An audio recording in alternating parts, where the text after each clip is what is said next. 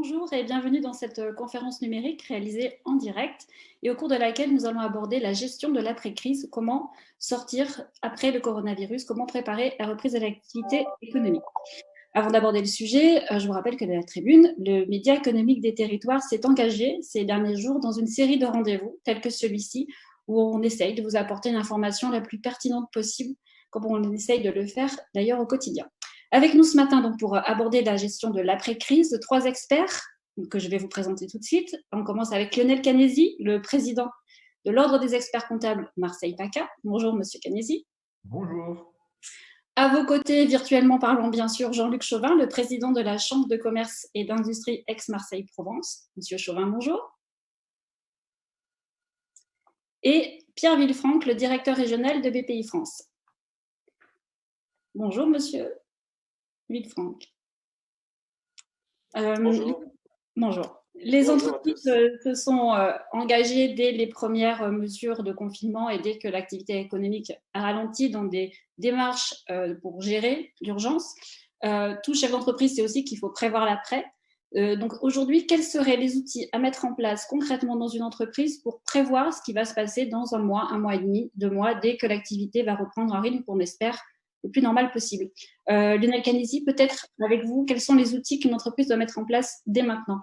La priorité aujourd'hui pour les entreprises, c'est d'accumuler de la trésorerie, donc d'utiliser l'ensemble des outils mis en place par les différentes administrations de façon à pouvoir payer les salaires au mois de mars, qui est la première priorité, et puis de façon à payer aussi ses fournisseurs, parce qu'un des enjeux essentiel aujourd'hui de la crise, c'est que les fournisseurs soient payés. Donc, il faut que toutes les entreprises continuent à payer ce qu'on appelle le crédit interentreprise. On est tous le fournisseur d'une autre entreprise. Si demain on s'arrête, c'est là qu'on a des risques de banqueroute. Donc, le conseil, c'est la trésorerie, utiliser tous les mécanismes et en particulier le PGE qui vient de sortir pour pouvoir passer cette crise du mieux possible et sortir de la crise avec la trésorerie de façon à être capable de relancer l'activité économique dans cette sortie de crise.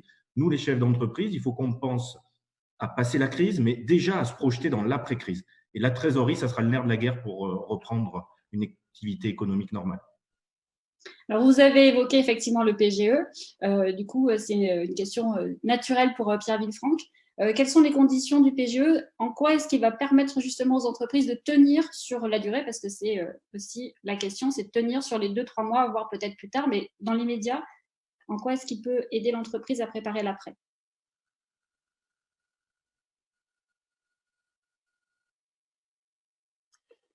Est-ce que vous m'entendez? Là, oui. Est-ce que vous m'entendez? D'accord, parce que j'ai une indication d'une bande passante faible, donc je vais essayer d'être le plus concis possible. Alors, le PGE, c'est effectivement le dispositif le plus massif qui est mis en place. Pour résumer, c'est une garantie de l'État à 90% dont BPI est l'opérateur, qui va être délivré automatiquement et sur demande. Ah, on a des petits soucis de connexion avec M. Villefranc. Ce crédit, tout banquier qui pour ses clients nous le demandera. Ouais, vous m'entendez toujours Difficilement. Difficilement. Donc, on a compris que le PGE, donc 90... Difficilement. Si jamais ça coupe, vous me rappelez sur mon portable voilà. Donc, toutes les banques sont aujourd'hui en mesure, elles ont la garantie à 90% de manière automatique. Il faut simplement qu'elles demandent cette garantie par une plateforme donc, dont BPI est l'opérateur. Les prêts en question que j'ai parlé de banque, enfin la garantie à 90% est automatique dès lors que la demande de crédit n'excède pas 90% du chiffre d'affaires du dernier bilan publié.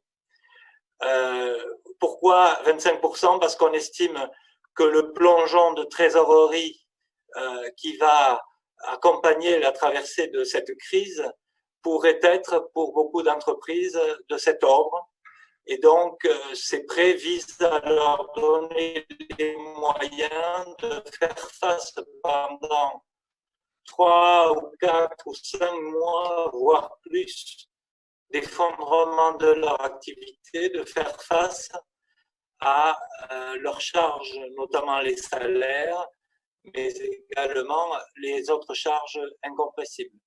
Clients de l'entreprise de 1 salarié jusqu'aux ETI et même les grandes entreprises.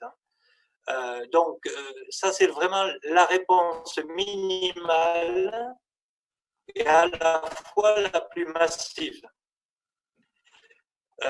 Tous les banquiers sont aujourd'hui au fait ils sont également au fait qui permet d'accéder à cette garantie. En gros, le chef d'entreprise va sur cette plateforme lui-même, il va demander un identifiant avec son sirène. Au préalable, il aura évoqué avec son banquier le montant du prêt sur lequel ils se sont entendus. Et après quoi, avec cet identifiant, le banquier aura automatiquement la garantie et il pourra de trésorerie. Ça, c'est vraiment le dispositif le plus le plus réactif et le plus immédiat et le plus massif à la fois. Il y a d'autres dispositifs. Hein. Alors, il y a également, sachez-le, il y a également la possibilité, bien sûr, qu'ont les banques. On l'a fait nous-mêmes pour la plupart de nos clients, tous ceux qui avaient des encours, tout ce qui n'était pas grandes entreprises ou ETI, on a suspendu pendant 6 mois nos propres échéances de crédit. Très bien. On les a suspendus et reportés à la fin de l'échéancier qui était initialement prévu. Et je peux vous dire que les banquiers sur Bon, on a du mal à entendre. Sont dans la même. Très bien. Jean-Luc Chauvin, la CCI, quel rôle peut-elle jouer dans cette phase de préparation à l'après? Alors, le rôle des chambres de commerce et d'industrie d'une manière générale, dans cette crise, c'est d'accompagner les entreprises, de les aider, de leur permettre de connaître l'ensemble des dispositifs auxquels ils ont droit et éventuellement de les accompagner, comme feront sans aucun doute les experts comptables et les commissaires aux comptes, les accompagner aussi dans l'établissement des documents qui vont être nécessaires à pouvoir demander les aides. Donc, les chambres de commerce sont des interlocuteurs de premier rang, de l'ensemble des entreprises impactées dans ce dispositif. Nous, ici, pour les Bouches-du-Rhône, le préfet nous a confié justement cette mission de centralisation et de premier rang des informations et de la mise en place. L'idée, c'est qu'il va y avoir beaucoup d'aides. On vient de parler du PGE, une aide massive, effectivement, très importante. Mais il y a beaucoup d'autres dispositifs d'aide à côté. Et je crois que les chefs d'entreprise doivent pouvoir utiliser tous les dispositifs qui sont mis à leur disposition. Et malheureusement, vu la complexité des textes, vu la complexité de la lecture, vu la multiplication du nombre d'intervenants dans ces dispositifs, les chefs d'entreprise auront besoin d'avoir un filtre qui leur permette de voir dans quel cas ils rentrent et qu'est-ce qu'ils peuvent utiliser. Moi, j'appelle volontiers ça un préfiltrage, je dis le 15 de l'économie. Le 15 de l'économie, comme on appelle le SAMU, qu'on appelle le 15, pour avoir après accès aux urgences ou au SAMU dans cette période de Covid-19. Voilà. Et donc, on est là dans ce rôle avec nos partenaires habituels de l'entreprise, experts comptables, commissaires aux comptes et ordre des avocats aussi. Hein. Ce n'est pas la question, ce n'est pas qu'on peut le faire seul. Mais on le fait tous ensemble. Mais les chambres de commerce, comme les chambres des métiers d'ailleurs, on a cette vocation à accompagner les entreprises dans cette période de difficulté. On a aussi la vocation à accompagner les entreprises qui vont avoir des réponses négatives sur certains dispositifs et à réétudier avec eux s'ils peuvent rentrer dans le dispositif, moyennant peut-être une présentation différente du dossier ou une discussion différente. Parce que vous savez bien qu'on n'est pas dans une matière tout à fait simple. Il peut y avoir des petites interprétations ou des façons de présenter les dossiers qui peuvent aider. Et puis, il y a aussi des dispositifs en dehors de cette crise du coronavirus qui peuvent venir compléter et aider un certain nombre d'entrepreneurs. Par exemple, le fonds régional, le FIER de la région PACA, pourra être utilisé pour un certain cas. Et donc, c'est plusieurs leviers avec lesquels il faudra jouer. Nos équipes d'appui aux entreprises sont là pour ça, avec les experts comptables, parce que pour monter les dossiers, on aura besoin d'eux, je le redis, avec les commissaires aux comptes et avec les avocats. Et plus l'entreprise est petite, plus elle aura besoin d'avoir de conseils et d'être accompagnée. Et plus elle aura besoin qu'on l'aide à remplir, à faire ses formalités. On est en situation de demander aujourd'hui la mise en place d'un dossier unique pour l'ensemble de tous les guichets qui veulent aider. Mais pour l'instant, à l'heure où on se parle, ce n'est pas encore le cas. Donc, il faudra multiplier le nombre de dossiers. C'est une demande que vous avez faite auprès de quoi? Auprès des services de l'État, de pouvoir avoir un demande que nous avons faite auprès de l'État en région, auprès du préfet de région, mais que nous avons faite aussi nationalement. Je pense que, enfin, je suis même certain que l'Ordre des experts comptables aussi l'a faite auprès de Bercy, de façon à ce que nous puissions nous concentrer à établir un seul dossier unique, qui soit un dossier ressource pour l'ensemble des partenaires, plutôt que de faire 10 dossiers, ce qui fera perdre du temps, ce qui créera probablement de la complication et de la difficulté pour nos équipes, pour être dans la réactivité et dans la rapidité. Vous savez, les éléments, on voit sortir les ordonnances. Les éléments qui sont demandés sont à peu près les mêmes. Donc, ça serait quand même assez, comment dire, intelligent que nous arrivions à avoir un dossier unique, pourquoi pas un dossier numérique, mais si jamais un dossier unique, que nous puissions transmettre à l'ensemble des différents intervenants, que ce soit les banques et éventuellement BPI pour la garantie, que ce soit la DRFIP pour, par exemple, le FSE ou les régions. Bref, on a encore aussi besoin, dans cette crise d'une ampleur exceptionnelle, à côté de la crise sanitaire, de pouvoir avoir des réflexes de facilité, d'agilité dans tous ces dossiers et pour faciliter les démarches de nos entreprises. Bien sûr. Lionel Canesi, cette demande d'avoir un dossier unique, c'est quelque chose que vous relayez aussi auprès des services de l'État? On relaie auprès de l'ensemble des services. Moi, déjà, je voudrais féliciter l'ensemble des 2000 experts comptables de la région, leur dire que je suis fier de leur engagement au service des entreprises, avec tous les acteurs, comme l'a très bien dit Jean-Luc, tous les acteurs aujourd'hui de l'économie. On est tous ensemble pour essayer de sauver nos entreprises. Après, la complexité aujourd'hui, c'est que beaucoup de services résonnent dans l'avant-crise. Dans l'avant-crise, on avait le temps de demander beaucoup de documents administratifs. Aujourd'hui, il y a urgence. Et l'urgence, c'est de demander les documents essentiels.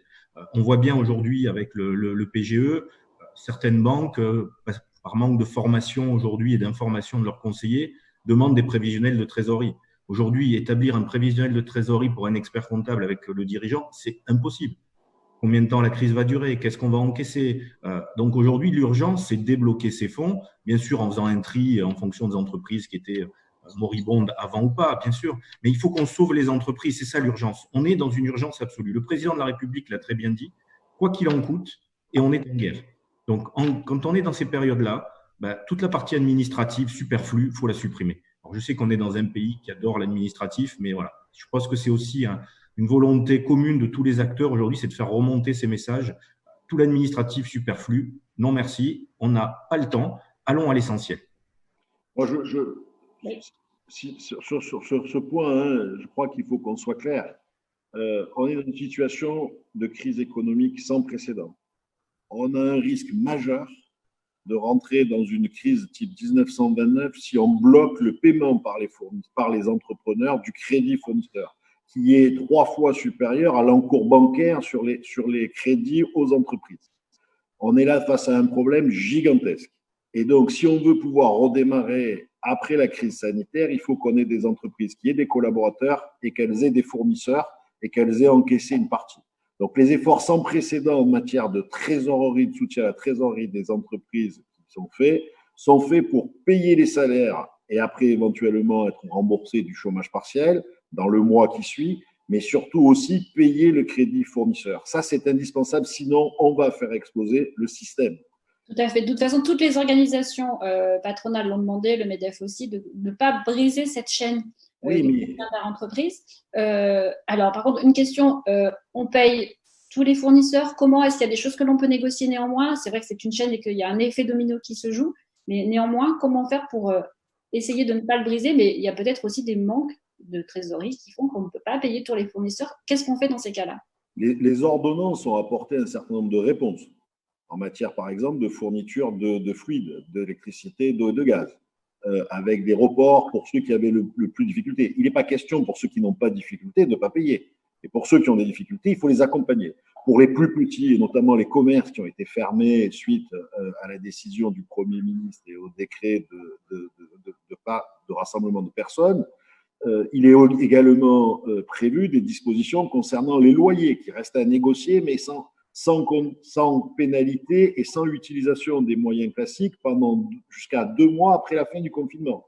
Donc, ces dispositifs existent. Ils sont multiples et variés. Il faut les utiliser. Il y a surtout le report de charges et le report d'impôts, d'accord, qui sont des outils aussi majeurs pour créer de la trésorerie sans condition, juste en s'inscrivant. Alors après, peut-être que mon ami Lionel, pour les experts comptables, corrigera, parce que quand je dis il suffit juste de se signaler, il faut encore y arriver, mais je le laisserai peut-être sur cet aspect, mais qui permet de reporter. Et puis, il y a le soutien à la trésorerie. Donc, en fait, on arrête les charges de l'entreprise dans la plupart des cas, sauf le paiement de ses clients ou de ses fournisseurs, sauf le paiement de ses fournisseurs et le paiement de ses salaires pour la partie complémentaire. C'est un message essentiel. Il faut vraiment qu'on le comprenne parce qu'on ne pourra pas redémarrer si on n'a plus de fournisseurs, parce qu'eux-mêmes n'ont plus de fournisseurs et ainsi de suite. Et on ne pourra pas démarrer si on n'a plus de salariés. L'enjeu de cette crise, c'est ça. Et là, pour revenir sur un message que l'on évoquait tout à l'heure, il faut que les services de l'État comprennent que l'urgence, ce n'est pas avoir des dossiers carrés d'avant la crise. Je reprends volontiers cette explication. L'urgence, c'est de résoudre les situations. Qui va payer les salaires à la fin du mois? Qui va faire? Et donc, on est dans une situation d'urgence. On est dans une situation de guerre. Ce n'est pas nous qui l'avons dit, c'est le président de la République. Et il en prend le ton suffisamment souvent pour le rappeler. Donc, il faut que la parole politique soit suivie des faits par les collaborateurs de la fonction publique ou des entreprises publiques qui gèrent les sujets. C'est vrai pour la DRFiP, c'est vrai pour le paiement, par exemple, des situations de travaux qui sont dus aux entreprises par les collectivités, par l'État. C'est vrai pour les remboursements d'avance. Bref, il faut une mobilisation sans précédent, mais c'est seulement à ce prix et avec beaucoup d'agilité, beaucoup de souplesse, beaucoup de pragmatisme. C'est seulement à ce prix qu'on sauvera notre économie d'une catastrophe. Lionel Canesi, sur le paiement aux fournisseurs, donc on paye tous les fournisseurs. Comment ça se passe? On est parfois aussi le fournisseur d'un service de l'État. Comment ça se passe aussi de ce côté-là? Il faut qu'on paye l'ensemble des fournisseurs, c'est capital. Jean-Luc l'a dit, je l'ai dit tout à l'heure, on est tous le fournisseur d'une autre entreprise. Donc, si on arrête de payer les fournisseurs, ça va faire un effet domino et tout va s'effondrer. Après, il faut utiliser tous les mécanismes. Quand on a reporté les charges sociales, quand on a reporté les impôts, quand on a fait une déclaration de chômage partiel, la problématique, c'est payer les salaires. Mais le report des charges et les PGE qui arrivent, plus les banques qui aujourd'hui laissent plutôt filer les découverts pour payer les salaires, parce que c'est la priorité, payer les salaires. Après, on va avoir les retours de chômage partiel. Donc, en fait, l'idée, c'est qu'une entreprise aujourd'hui, elle est en zéro charge. Elle est pratiquement en zéro charge. Mais pour ça, il faut qu'elle ait de la trésorerie pour payer ses fournisseurs. Après, il faut aussi que l'État joue le jeu. L'État qui souvent est un mauvais élève dans le paiement de certains fournisseurs. Donc, je pense que l'État doit aujourd'hui faire en sorte que toutes ces TPE, PME qui n'ont pas beaucoup de trésorerie, qui viennent de passer l'épisode des Gilets jaunes, plus la réforme des retraites avec toutes les grèves qu'il y a eu, et donc les trésoreries ont été bien obérées. Donc, il faut que l'État joue le jeu pour qu'on aide ces TPE, PME. La priorité, c'est les petites entreprises. Il y a beaucoup de grosses entreprises qui, en décalant les charges sociales et puis avec un fonds de trésorerie, ont 1 mois, 2 mois devant eux. Moi, ma priorité aujourd'hui, c'est 31 mars. Après, on verra le reste. C'est pour ça que, par exemple, si on prend le cas des PGE, moi, j'invite les entreprises qui ne sont pas en difficulté à attendre avant de demander leur PGE. Laissons déjà les premiers dossiers pour les entreprises en grosse difficulté. Le PGE, on peut le mettre en place jusqu'au 31 décembre 2020. Donc, il va falloir étaler la charge parce que les banques, bien évidemment, sont comme nous tous en télétravail. Certaines même ne sont pas en télétravail, peut-être pas organisées pour. Donc, il va falloir que le temps de traitement des dossiers par les conseillers, on laisse justement à ces entreprises en difficulté la priorité. Ça, je crois que c'est très important. Et il faut vraiment qu'on évite cet effet domino de l'arrêt du crédit interentreprise.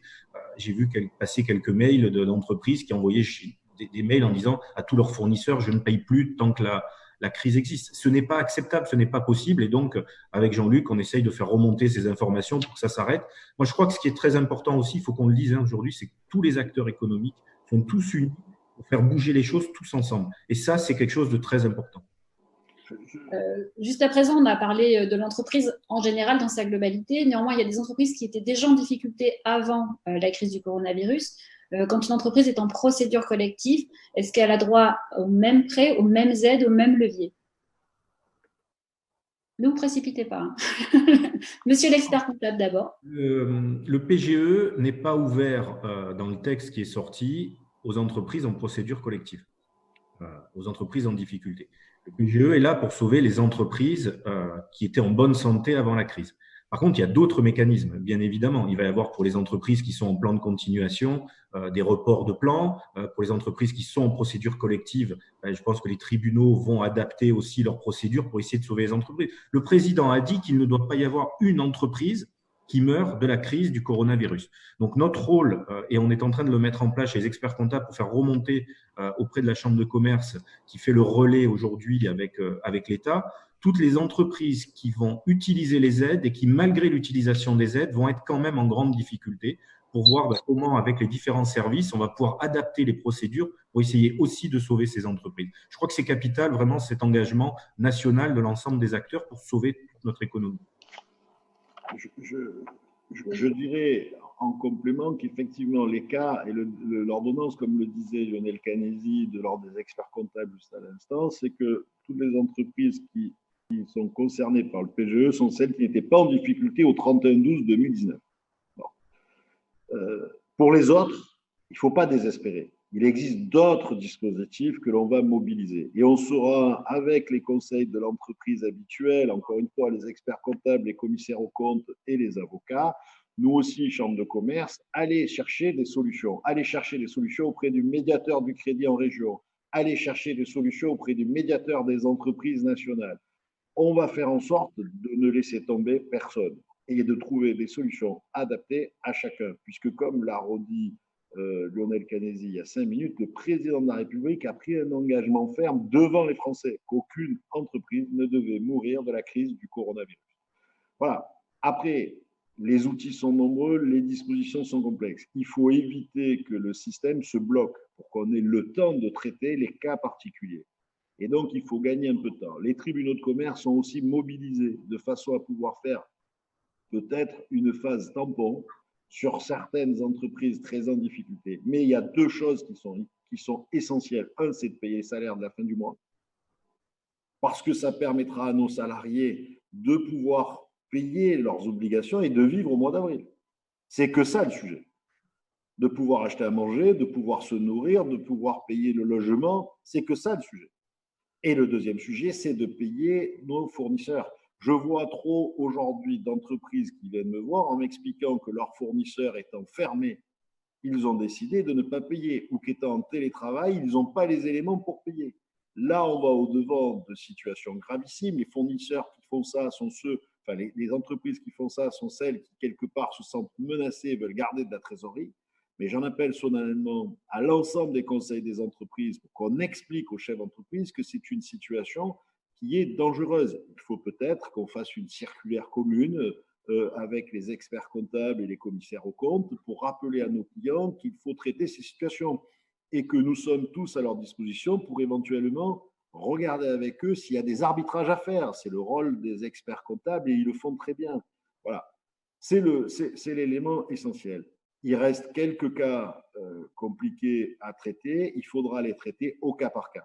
C'est ça le message. Ceux qui sont en situation difficile étaient déjà traités au cas par cas. Cette crise ne viendra que faire en sorte de renforcer ce traitement au cas par cas pour ces entreprises en difficulté, qui sont un certain nombre à cause des crises que l'on a vécues quand même, qui sont les gilets jaunes et qui sont les crises, les grèves à répétition sur les retraites.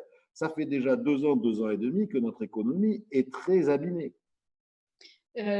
Pour être très pragmatique, une entreprise aujourd'hui qui est en procédure collective, je suis désolée de revenir là-dessus, mais elle fait quoi? Est-ce qu'elle essaye de joindre le tribunal? Enfin, elle passe par l'expert comptable, par son avocat? Concrètement, comment ça se passe?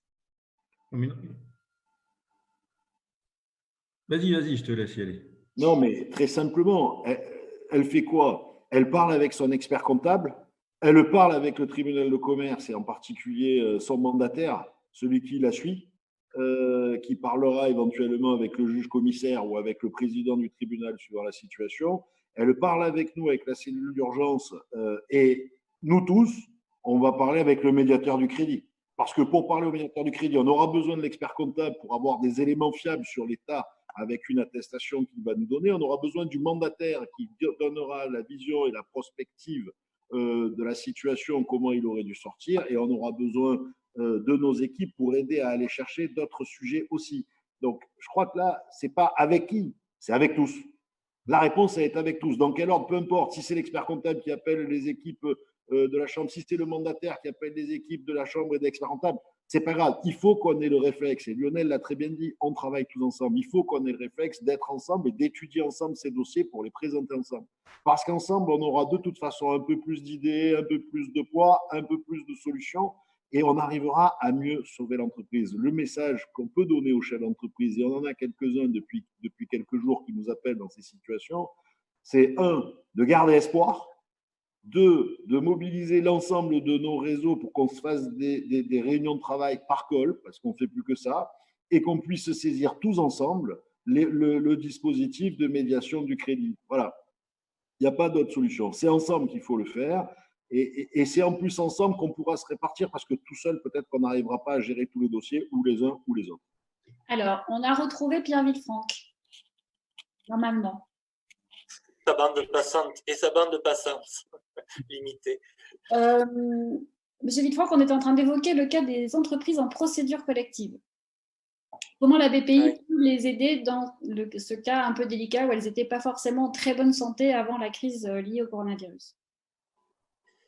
Ce que je peux vous dire, c'est que pour celles qui, en RJ ou sauvegarde relativement récentes, mais qui ont toutefois commencé à honorer leur moratoire, leur plan de remboursement qui a été jugé pour la sortie de la procédure de RJ, celles-ci ont accès au dispositif PGE.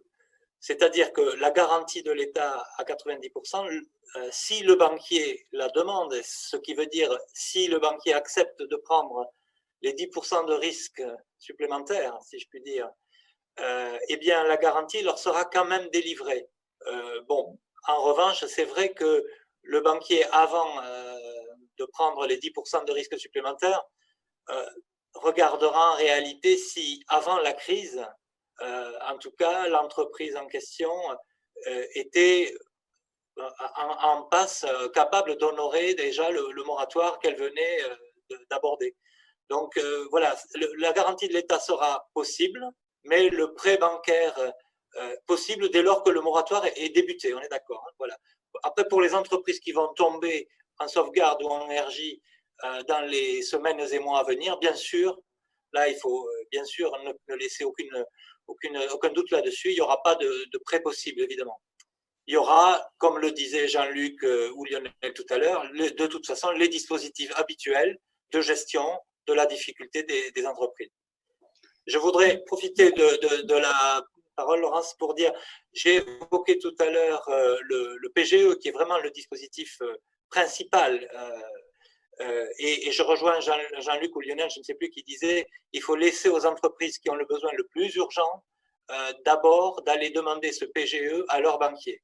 Et ensuite seulement, celles qui aujourd'hui ne sont pas encore, ont un peu de visibilité et ne sont pas encore trop affectées, elles auront la possibilité d'utiliser ce dispositif jusqu'à la fin de 2020.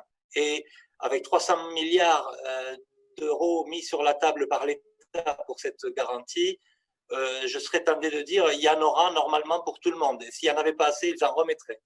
Donc il faut bien essayer de préserver les urgences. J'ajoute qu'il y a deux autres dispositifs de prêt de trésorerie qui sont aujourd'hui en place. L'encre n'est pas tout à fait sèche pour l'un d'entre eux, qui sont cumulables avec le PGE. C'est le prêt rebond. Alors, on n'a pas trop communiqué encore dessus parce que c'est un prêt en fait avec la garantie de la région sud qui aura la même forme en gros que le PGE, mais qui pourra se cumuler seulement réservé aux PME, pas aux ETI, c'est-à-dire aux entreprises jusqu'à 250 salariés qui sont de toute façon la très large majorité de notre tissu. Ça, c'est un dispositif supplémentaire dont nous serons également opérateurs et qui va être opérationnel probablement dans les 8 à 10 jours qui viennent. Et il y a enfin pour les clients BPI, comme n'importe quel banquier, nous avons aussi notre possibilité de PGE à nous qui peut s'ajouter au PGE bancaire, qui est le prêt à tout. Vous avez pu déjà voir des communications sur ce dispositif supplémentaire. Voilà, je voulais dire qu'il y avait tout cet ensemble qui pouvait, alors qui revêt quelques limites. Il ne s'agit pas non plus de surendetter n'importe comment une entreprise, mais dans la limite de 25% du chiffre d'affaires dernier, ces dispositifs sont tout à fait cumulables. Voilà. Bon, c'est plutôt des bonnes nouvelles du coup pour les entreprises. On a évoqué rapidement tout à l'heure justement les salariés qui sont en télétravail. De la même façon, comment est-ce qu'on prépare le salarié à revenir travailler soit en usine, soit au bureau? Comment est-ce qu'on essaie de remettre tout ça en ordre de marche? Alors peut-être progressivement, mais quels seraient vos conseils pour justement pouvoir préparer aussi l'après à l'intérieur de l'entreprise? D'abord, si vous me permettez, moi je voudrais qu'on refixe le cadre. Parce que sur le cadre actuel, il y a beaucoup de choses qui fluctuent. Qu'est-ce qui s'est passé depuis que nous sommes en confinement? Pour les commerces, c'est-à-dire ceux où il y avait des lieux de rassemblement de personnes, seule une liste a eu l'autorisation de rester ouverte, c'est-à-dire les commerces essentiellement alimentaires ou de produits de première nécessité. Tous les autres commerces sont fermés. Ça, c'est clair. À côté de ça, il n'y a pas d'interdiction de travailler. Il y a le confinement en dehors des heures de travail. Et je tiens à le rappeler parce qu'il y a une grosse confusion. Qu'est-ce qui a été dit à ce niveau-là? Première chose, c'est que le maximum possible, pour tous ceux dans le cadre dans lequel c'est possible, de nos salariés doivent pouvoir travailler en télétravail. Donc, chaque fois qu'on peut faire du télétravail, on fait du télétravail. Quand on ne peut pas faire de télétravail, il a été demandé aux chefs d'entreprise d'organiser la mise en place des barrières sanitaires au sein de l'activité de l'entreprise pour poursuivre l'activité de l'entreprise. C'est-à-dire les gestes qui permettent de s'éloigner à plus d'1 mètre de façon à pouvoir continuer l'activité. Et enfin, seulement si le télétravail n'est pas possible, qu'on ne peut pas mettre les gestes barrières, il a été par obligation mis en place l'arrêt de l'entreprise avec le chômage partiel et éventuellement le chômage partiel également en dehors des commerces fermés depuis le début, dans les cas où on a une très forte baisse d'activité et où on ne peut pas avoir les fournisseurs. Je dis ça pourquoi? Parce que c'est au cœur de votre question. Avant de passer à comment je reviens au travail avec mes collaborateurs, il faut d'abord voir que je suis censé continuer dans un très grand nombre de cas à continuer à travailler, même si c'est en mode dégradé avec le télétravail ou avec les gestes barrières. Mais c'est très important psychologiquement pour nous tous. C'est très important pour le moral et la santé de nous tous. Et c'est très important pour l'état de l'économie. Aujourd'hui, en région Provence-Alpes-Côte d'Azur, Sud Provence-Alpes-Côte d'Azur, on tourne à peu près entre 30 à 35% seulement d'activité. Alors que nous pourrions probablement être plutôt dans les 65 à 70 tout en respectant les gestes barrières. Et donc, je veux lancer un appel là-dessus aux entrepreneurs et aux salariés. La solution n'est pas de rester enfermés chez nous parce qu'on va aggraver la crise financière, la crise économique sur la crise sanitaire. Et en plus, on va créer probablement des troubles, une crise personnelle chez un certain nombre d'entre nous. Donc, je crois que le premier sujet, c'est d'étudier comment, une semaine, 15 jours, c'était faisable. On voit bien que ça va être plus long. Donc, d'étudier comment, au sein de chaque entreprise, dans nos comités, dans nos CSE, c'est une responsabilité de l'entrepreneur aussi, mais avec ses salariés, je crois, d'étudier comment on peut reprendre une activité en télétravail, c'est déjà le cas, mais surtout quand ce n'est pas possible en télétravail, en respectant les gestes barrières, parce qu'il faut impérativement protéger d'abord la santé des gens. Et ensuite, venir après. Une fois qu'on aura fait ça, il va falloir effectivement revenir au travail. Et il va falloir avancer. Il va falloir produire. Il va falloir avoir donc des entreprises qui sont en capacité de trouver des fournisseurs pour avoir des matières premières, pour pouvoir transformer, pour pouvoir produire, pour pouvoir fonctionner. même dans les services, pour avoir des clients derrière et pouvoir avoir. Et il faudra des entreprises aussi qui aient des collaborateurs. Et des collaborateurs qui soient toujours en connaissance des process de l'entreprise et du fonctionnement de l'entreprise. Et donc, il y a un double enjeu. Il y a l'enjeu de poursuite de l'activité, parce qu'économiquement, c'est indispensable, mais aussi psychologiquement, socialement, pour chacun d'entre nous, avec l'enjeu sanitaire et le confinement. Voilà ce que je voudrais dire pour débuter déjà ce premier point. Du côté de l'expert comptable, vous conseillez quoi aux entreprises? Ça montre aussi qu'on a quand même beaucoup de travail à faire dans la digitalisation des entreprises.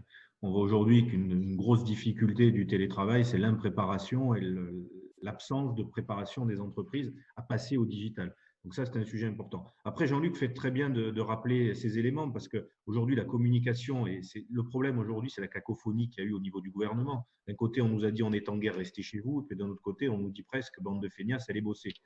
Et ça, c'est ça qui a créé aussi cette psychose. Donc, il faut qu'on dédramatise et qu'on casse cette psychose pour que les gens se préparent à repartir au travail. Si demain, plus personne ne travaille, qu'il n'y a plus rien dans les supermarchés, qu'est-ce qui va se passer? Ça va être une guerre civile dans notre pays. Donc, il faut qu'on se prépare à ce que ça dure et il faut que ceux qui peuvent travailler en respectant bien évidemment les gestes barrières le fassent. C'est sûr que pour nous, chefs d'entreprise, la priorité des priorités, c'est la sécurité et la santé de nos salariés. Donc, il faut vraiment travailler sur cette partie mise en sécurité des équipes. Et puis, il faut petit à petit commencer à communiquer sur, quand on saura exactement quand on va sortir de cette crise, sur se projeter. Comment je vais reprendre mon activité? Qu'est-ce que je vais mettre en place? Je pense qu'il va falloir que tous aussi, on ait un réflexe de consommer local. Plutôt que d'aller acheter sur Internet des produits qui arrivent de l'autre bout du monde, d'aller faire travailler le petit commerçant, la proximité. Je crois que ça va être un enjeu essentiel et ça doit être un des éléments que l'on doit tous retenir. C'est priorité au commerce de proximité, priorité à nos quartiers, à nos centres-villes. Voilà, ça doit être très important, même si on paye un peu plus cher. On fait vivre nos quartiers et c'est ça qui va être essentiel pour la sortie de crise. Merci. Pierre Villefranc, vous avez des conseils à donner aux entrepreneurs sur comment reprendre l'activité aussi au sein de l'entreprise? Franchement, je n'ai rien à rajouter à ce qui a été dit par Jean-Luc ou Lionel, si ce n'est que ça s'applique à nous-mêmes aussi, au secteur des banques. Et nous avons aujourd'hui des positions assez disparates, mais on encourage, dans le sens de ce qui vient d'être dit, tous nos collaborateurs, en respectant les règles, à revenir à son poste autant que faire se peut. Nous sommes parmi les opérateurs d'urgence aussi, donc on encourage à revenir parce qu'en télétravail, je confirme qu'on est quand même un peu moins efficace. Et si on veut traiter l'avalanche de demandes que nous allons avoir, et on est fait pour ça, eh bien, il faut qu'on puisse y répondre. Donc, il faut effectivement nous-mêmes nous appliquer cette conduite, voilà, respecter les gestes barrières, mais venir autant que faire se peut à son travail. J'ai une question pour Jean-Luc Chauvin. La CCI a mis en place une plateforme de géolocalisation des commerces qui sont encore ouverts. Est-ce que c'est par exemple un outil qui pourrait perdurer dans le temps pour, d'une certaine façon, redire régulièrement quel commerce va réouvrir, quelles activités vont reprendre? Bien évidemment. Là, on l'a mis en place pourquoi? On l'a mis en place pour faire savoir à l'ensemble des concitoyens quels sont les commerces qui sont ouverts et où ils se trouvent. Ils peuvent se géolocaliser et trouver. Mais c'est ce type d'initiative, comme disait tout à l'heure Lionel, qu'il faut mettre en place, qu'il faudra poursuivre. Celle-là, entre autres, mais d'autres aussi pour acheter local, d'autres pour mieux travailler. Moi, je voudrais donner quand même un conseil important aux chefs d'entreprise dans cette période de confinement. Pour les collaborateurs notamment qui sont en télétravail. Je crois que l'entreprise doit garder contact avec ses salariés, qu'ils soient en confinement ou en chômage partiel, qu'ils soient en télétravail ou en chômage partiel. On doit garder contact avec les salariés. On doit garder contact avec eux pour d'abord, préparer la reprise, discuter avec eux de comment on va s'organiser, comment on va faire, mais aussi pour garder un lien physique. Là, j'ai souvent dit, et je le maintiens, que l'entreprise est le premier lieu, le premier lien de sociabilisation de ce pays. Et on est là tous ensemble. Et dans ces périodes un peu anxiogènes, un peu particulières, où on ne sait plus très bien quel est le rôle de chacun, Garder un lien, c'est essentiel. Le deuxième sujet sur ces éléments, c'est que après, ça ne sera plus comme avant le Covid-19. Tout va changer. Et donc, dans nos modes managériaux, nous, les chefs d'entreprise, avec nos collaborateurs, il va falloir qu'on tienne compte de ce que Lionel appelait ces nouveaux outils informatiques. Tenir compte de ces nouveaux outils informatiques, c'est quoi? C'est voir, par exemple, que même si on est moins performant en télétravail, on peut peut-être s'organiser pour avoir un certain nombre de collaborateurs en télétravail tout au long de la semaine, pas tous les jours, mais à certains jours, à certains moments, avec certaines façons. Ça va devoir s'organiser sur le terrain, dans la vraie vie, comme disent les enfants, au quotidien, en fonction des souhaits, des besoins, des desiderata du collaborateur et de l'entreprise. Et ça va nécessiter un investissement de la part des entreprises dans des outils fiables pour faire ce télétravail. Et ça va nécessiter aussi que les réseaux d'entrepreneurs puissent demander à nos parlementaires d'adapter la loi, au gouvernement d'adapter la loi, parce qu'aujourd'hui, c'est un frein au télétravail. Autre sujet, on est en train de se rendre compte, et on en a la preuve aujourd'hui, qu'on est capable de faire un certain nombre de choses sans se déplacer. Et un certain nombre d'entre nous avons des rendez-vous qui nous obligent à nous déplacer professionnellement, à aller sur Paris, nous, nos collaborateurs, régulièrement, ou à l'étranger, parfois pour 1h30 de réunion, parfois pour 2 heures, mais parfois pour un rendez-vous d'1 heure. On perd la journée, ça coûte cher à l'entreprise et ce n'est pas forcément efficace. Là aussi, avec les outils comme on utilise aujourd'hui, les outils de visioconférence, les outils numériques, on va pouvoir, je pense, limiter un certain nombre de déplacements tout en étant en contact pour un certain nombre de sujets avec nos clients. Je ne veux pas dire qu'on ne se déplacera plus, je ne veux pas dire qu'on n'ira pas voir les gens, ce n'est pas vrai. On aura besoin quand même de ce contact. Mais on aura un certain nombre de cas où on pourra travailler différemment avec des outils modernes. Et je crois d'ailleurs que cette crise que l'on vit aujourd'hui, si on l'avait vécue il y a 10 ans ou il y a 15 ans, elle aurait été beaucoup plus sévère. Et on va rentrer dans une phase où tous ces nouveaux outils vont progresser beaucoup plus vite. Parce que justement, avec la crise du coronavirus, on aura vu les besoins et l'utilité, l'intérêt de ces outils, la dématérialisation.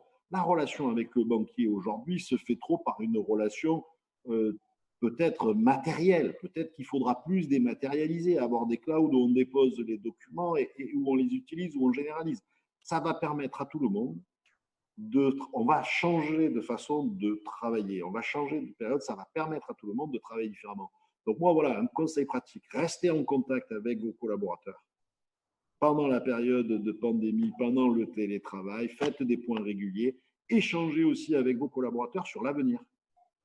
Comment l'entreprise, quelles sont les pistes qu'on n'a pas eu le temps de développer en matière de déploiement commercial, quelles sont l'amélioration des outils ou des process de fabrication, ou des process de travail au sein de l'entreprise, ça on peut le commencer d'ores et déjà. Et ça permet à chacun de se positionner dans un futur et de se préparer à cette reprise qui, je l'espère, viendra le plus vite possible. Lionel Canesi, un conseil? Oui, Jean-Luc l'a bien dit. Ce qui est important aussi et qu'on ne maîtrise pas forcément, c'est les conséquences psychologiques du confinement sur les personnes. Rester enfermé, sans sortir, on commence à voir passer des gens qui sont en difficulté. Donc, il faut aussi qu'on les aide à mettre en place pour nos équipes des liens avec des coachs pour vraiment sortir de ce quotidien, de cet enfermement, parce que ça peut être pesant, surtout quand on est dans un petit appartement, dans une cité. Voilà, ce n'est pas la même chose que quelqu'un qui est confiné dans une villa avec 5000 mètres carrés de jardin et dans la forêt ou dans la campagne. Donc, il faut vraiment qu'on pense à ça et qu'on garde ce lien. C'est vrai que je suis assez d'accord sur ce que dit Jean-Luc, il y aura un avant et un après. Et il faut vraiment qu'on prenne à bras le corps cette digitalisation qui doit nous aider en fait à gagner du temps sur beaucoup de tâches, mais qui doit nous permettre de faire plus d'humain. Je crois que c'est ça un peu le paradoxe aujourd'hui. On parle de numérisation, de digitalisation, presque de disparition de l'humain, alors qu'on a tous envie de plus d'humain qu'avant. Et donc, il faut qu'on mette en place ces outils. Quand je vois que des fois, je vais à Paris, comme le dit Jean-Luc, pour 1 heure, ça coûte cher, c'est de la perte de temps. Et puis, l'empreinte carbone pour la planète. Là, bientôt, quand on va sortir de cette crise, on sera tous des spécialistes des outils de visio. On fait tous des interviews, des entretiens avec des moyens complètement différents. Et on voit que ça fonctionne. Donc voilà, il va falloir qu'on en tire vraiment les conséquences. Je crois que c'est ça. Il faut qu'on soit de toute façon des optimistes. Et donc, il faut qu'on tire le meilleur de toutes les situations et qu'on se projette en tirant le meilleur. C'est comme ça qu'on avance, je pense. De toute façon, on n'a pas le droit de reculer. Donc, il va falloir qu'on avance et qu'on soit optimiste. Très bien. Alors, on a eu une question via notre chat, donc je vous la lis quasiment en direct. Si on ne parvient pas à se relever de cet événement, car il y a des entreprises où le chiffre d'affaires se fait sur quelques mois pour réussir à subsister sur l'année, et si on se retrouve à devoir fermer notre entreprise, aura-t-on le droit au chômage? Alors, je vais me risquer, peut-être Lionel, à moins que tu veuilles y aller. Après, ça va dépendre du statut du dirigeant. Pour les salariés, si l'entreprise fait faillite, bien sûr, il y aura le chômage. Après, le dirigeant, malheureusement, non. C'est le risque du dirigeant. Donc, c'est pour ça qu'il faut qu'on essaye de faire en sorte qu'il n'y ait aucune entreprise qui ça arrive. Donc, même une entreprise qui a une activité hyper saisonnière.